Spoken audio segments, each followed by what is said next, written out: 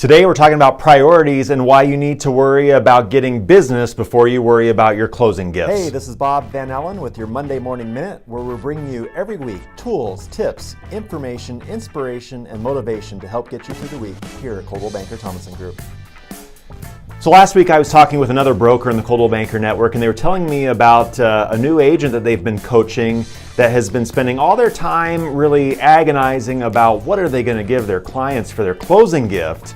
And yet they haven't actually had a closing yet. They haven't actually talked to buyers and sellers to get to that point, but they were really stressing about, what am I going to do to make a real positive impact on my clients and customers when I work with them? And I know we kind of giggle and snicker, and maybe you do what I do, which is say, man, that just seems like a kind of a misalignment of priorities there. And yet I see it so often in the business, and maybe not quite to that extreme.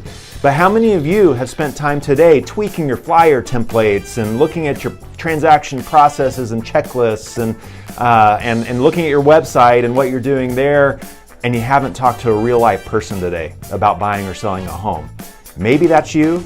If that is you, I want to encourage you to look at your priorities, and especially as we're in the early March, we're just on the cusp of the spring selling season. I'm telling you, the market's going to take off. It already is starting to. Who are you connecting with, buyers and sellers, on a daily basis to actually engage in conversations about real estate? That's the first and most important priority, you see, because we can talk about closing checklists, and we can talk about closing gifts, and we can talk about our listing presentation and getting everything just right and just perfect. But if we actually haven't connected with real life people to begin that process, then it's all for naught. So I want to encourage you today, what is your priority as you look at your business this week and today? Have you connected with enough buyers and sellers? Have you connected with enough prospects, people that know you, like you, and trust you, your sphere of influence? Have you been building rapport, getting people to like you and trust you? That is what we wake up and do every single day. That is the first priority. Everything else comes out of that.